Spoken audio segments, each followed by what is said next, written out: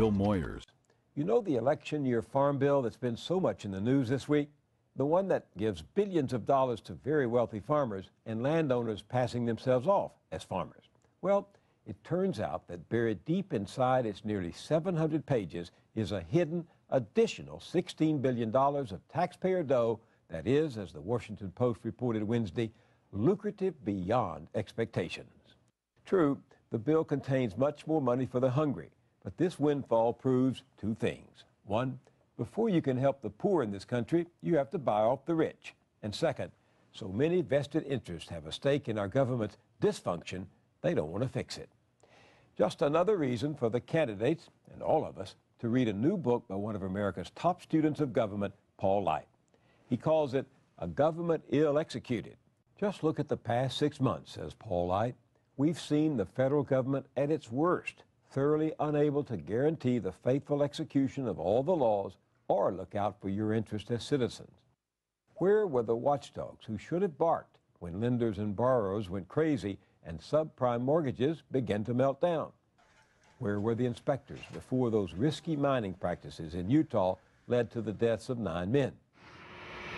If you were sitting on one of those grounded airplanes this spring, it's because the FAA had been treating the airlines, not the public, as their customers. When this FAA inspector blew the whistle on his agency for allowing Southwest Airlines to fly for months without mandatory safety checks, putting lives at stake, his own management threatened him. On his way out the door, he made the following statement: "You have a good job here, and your wife has a good job over at the Dallas FSDO.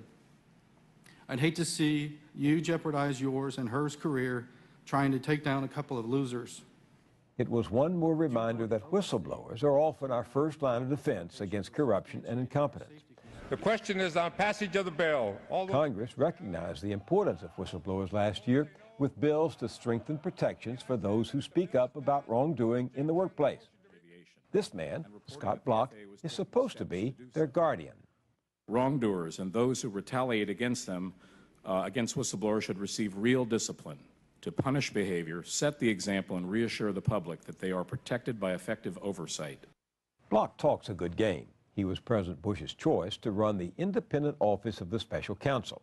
He's supposed to make sure whistleblowers aren't punished while their allegations are vetted. He's also supposed to uphold the Hatch Act that forbids partisan political activities in federal agencies. But this month, the FBI seized Block's computer and boxes full of documents after someone blew the whistle on him for allegedly closing hundreds of whistleblower complaints without investigating them, for retaliating against whistleblowers on his own staff, for discriminating against gay employees, and for possibly erasing evidence from his hard drive. So much for this independent watchdog, the administration's own chief enforcer of honesty in government. In a recent survey of more than 1,500 scientists at the Environmental Protection Agency, 60% of them, that's 889 scientists, said they had experienced political interference with their work. And their work, remember, is the protection of environmental and human health. Setting aside the statistics or percentages or any conclusions you might draw, just the raw data point of 889 scientists who work for your organization who say that their work has been interfered with politically. No, I will say that 889 is a number that is unacceptable to me as the head of the agency's Science and Technology Office and as the agency's science advisor. There have been so many scandals in government, it's hard to keep track, which is why you probably missed the story of Loretta Doan. And I'm very pleased to welcome the Honorable Loretta A. Doan. Doan headed one of the most important but little-known agencies of government, the General Services Administration. It's supposed to be nonpartisan, charged with overseeing nearly $500 billion of goods and services for the government. But Doan, a big contributor to Republican campaigns, allowed Karl Rove's White House deputy, Scott Jennings, to detail a partisan strategy right there in her offices, a violation of the Hatch Act. The committee has been informed by multiple sources that after Mr. Jennings finished his presentation, you stated, how can we use GSA to help our candidates in the next election? Now, reminding you that you are under oath, can you tell the committee whether, in fact, you did make that statement? I do know that I'm under oath, and I will tell you that honestly and absolutely, I do not have a recollection of actually saying that.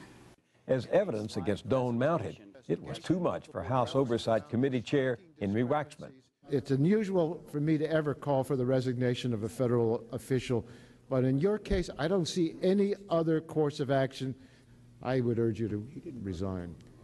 That was almost a year ago, and Doan didn't resign until last month when the White House finally asked her to, not for violating the Hatch Act, but because her ongoing and public feud with her agency's own watchdog had become what her bosses at the White House called a distraction. Madam Chair, I am here to present FY 2009 HUD budget. Speaking of distractions, there's Alphonso Jackson, a Bush fundraiser as well as friend and former neighbor. The president awarded him with a cabinet post running HUD, the Department of Housing and Urban Development, a $35 billion agency whose mission, among others, is to help Americans become homeowners. This subcommittee has a tremendously important oversight. But Jackson, it seems, was also helping friends and cronies get lucrative housing contracts. For half his tenure, he's been under investigation and ducking questions. You have an opportunity to set the record straight here, and I'm asking you a direct question. Therefore, I'm going to let the investigators complete their work before I make any public comment. And in Philadelphia, the city's housing director, Carl Green, says Jackson threatened his agency's funding after he refused to hand over city property worth $2 million to one of Jackson's friends. Philadelphia's lawsuit against HUD uncovered this incriminating exchange of email between Jackson's top assistants. Would you like me to make his life less happy? If so, how? Take away all his federal dollars? Let me look into that possibility. When you have this exchange of email about making his life unhappy and taking away the funding, and I'll look into that, and then the same day they take action to withhold what is now amounting to $50 million, that's just too much of a coincidence. As I stated in the memorandum to you, I saw this for the first time on Tuesday, and I am making every effort to get to the bottom of it. But weeks later, Jackson decided he was needed at home. There come a time when one must attend diligently to personal and family matters. Thank you all. Please be seated. Even as the president nominated Jackson's replacement, he still had some good words for his good friend, Alphonso. He's worked tirelessly at HUD to help Americans' homeowners. He has transformed a lot of lives, and America's a better place because of your service. We've heard that before. And Brownie, you're doing a heck of a job. You remember Brownie, Michael Brown, the president's man at FEMA, the Federal Emergency Management Agency.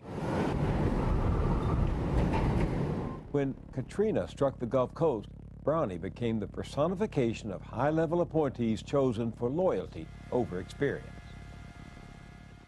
Scores of others have won their own Brownie points and lost their bearings, tripped up by conflicts of interest, corruption, or incompetence. They resigned. If these were simply unconnected anecdotes, it would be one thing.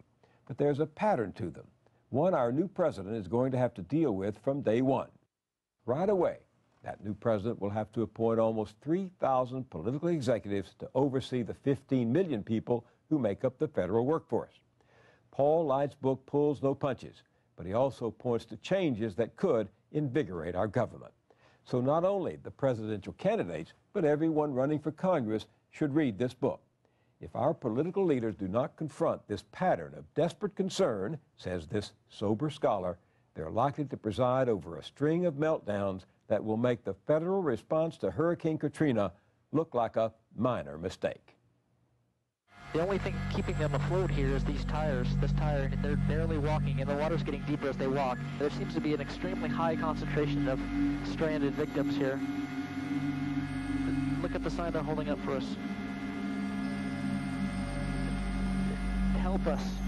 What else can you do? What else can you say?